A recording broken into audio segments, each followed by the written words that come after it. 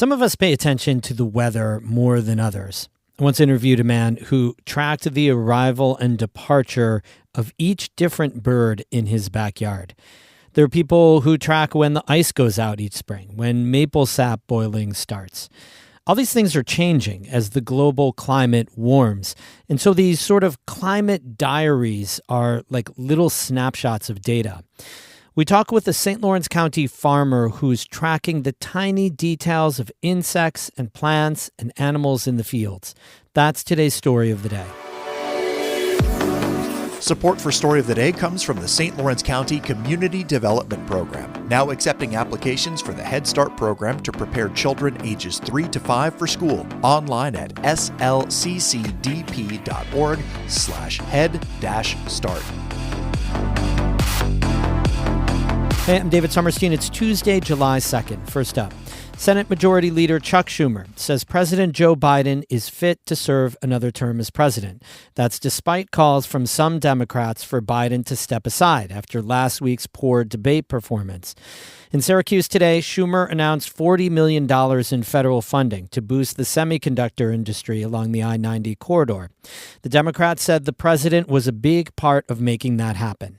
Joe Biden worked with me to pass the CHIPS and Science bill, to get tech hubs done, and all of that. So we've worked hard together for 4 years and delivered a lot for America and for Central New York. I'm for Biden. Schumer also commented on the recent Supreme Court decision that could provide former President Trump with partial immunity in his ongoing election subversion case.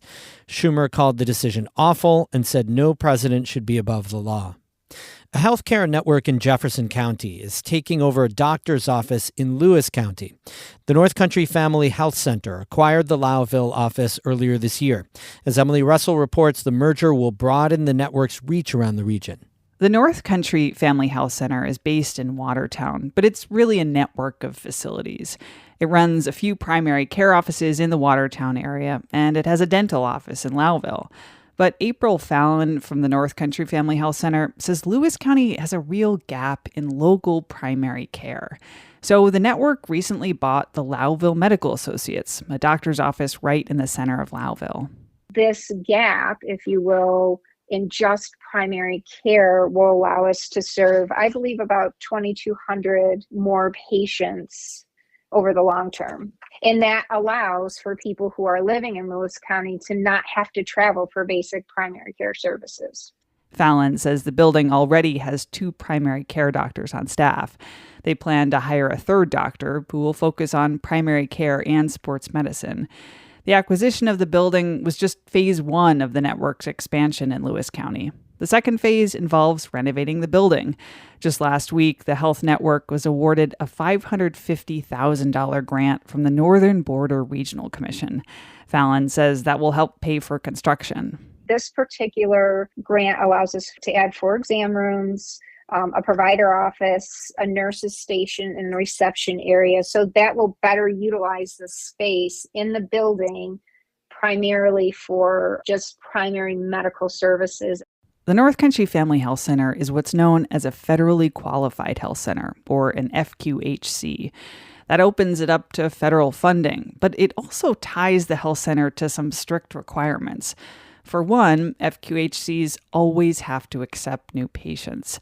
They also have to meet certain accessibility requirements. So Fallon says those will be factored into the Lowville renovation. So things like, elevators and front entrances and the addition of new rooms so we can see new patients, all of that falls under those qualifications that we have to provide as an FQHC. Federally qualified health centers also have to offer more than just primary care. They have to provide dental and mental health care.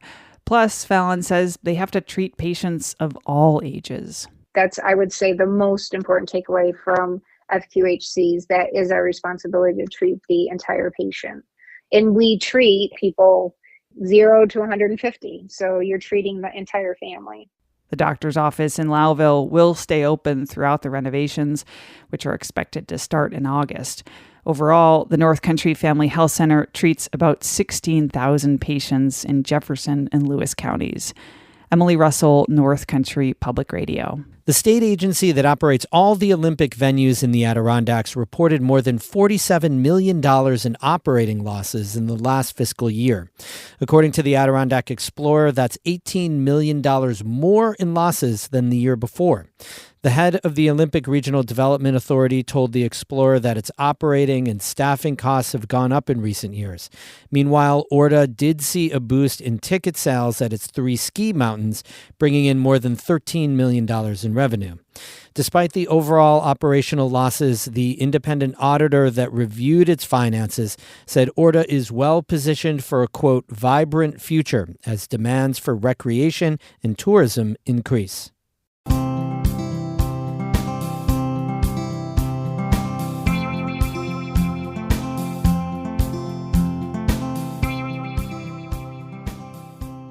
Climate change is going to make everything that's already difficult about farming even harder. Over the coming decades, farmers in the North Country can expect to face warmer winters, extreme precipitation, more pests, short-term drought.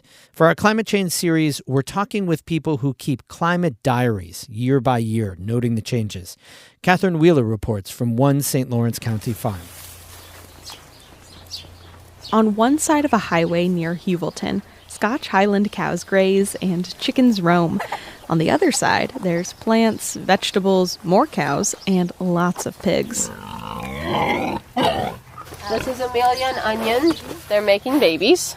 Not actively, but that's the goal. Beth Bennett runs Bittersweet Milkweed Collaborative Farm. Bennett tracks much of the farm's happenings inside of a beat-up calendar. The pages are dirt-smeared and crinkle. It lists things like the date when the piglets were born and when the asparagus crop pops up. This is our biodynamic calendar that we use to mark when we're going to plant various plants, when we're going to have the animals breed, but we also use this as our phenology tracker. That's the study of timing and cyclical patterns in nature. Bennett's keeping tabs on unassuming details and seasonal changes, like when the sky shakes off the wintry gray and into a summery blue. We're tracking when the snakes first start coming out, which was the 1st of May this year, was the first snake I saw. And we're tracking when the soil is warm enough to plant corn, which was a lot later this season for us. We're tracking when the first fireflies come out. There are certain things that I've memorized at this point, like the red-winged blackbirds, always come back around May 18th, except that's changing. Bennett keeps a book like this every year, gathering data on how the changing climate is playing out on this farm. What Bennett is finding reflects what climate change scientists are documenting. As the growing season starts earlier and ends later, the timing of when birds migrate, plants bloom, and leaves fall gets off its natural cycle. And according to New York's climate assessment, that might have long-term impacts on how healthy ecosystems are. So when the fireflies showed up a week or so earlier than they have in the past, Bennett says it shows how this little corner of the environment is shifting. Bennett has been a student of ecology and the farm for a long time, and climate change is making the love for both of those even more important. When you care about someone, then if something is going wrong, you're going to have a greater connection to them. You're going to be doing more to take care of them. And for me, that looks like learning. So Bennett is taking action where they can, and they say that helps with climate nihilism, or the idea that we can't do anything to stop climate change. And we dug a pond last year to help with some of the flooding, but also because I had promised the frogs that given all the horrible things happening in the world, I would build them a pond. I could do that. I'm not going to wind up, stopping the Doomsday Glacier from melting, but I can build a pond for the frogs, and I can plant native species around it, and God, the frogs and toads are just responding so well. Bennett says it's exciting to learn through all of these challenges, but it's not stopping anytime soon. There's a part of me that is enjoying understanding all of this. There's also a huge part of me that is grieving all of this, because I know it's only going to get harder. Bennett says that's why the farm is leaning on climate mitigation strategies and building and preparing for the long term, so it can grow food and be a place of refuge as the climate changes.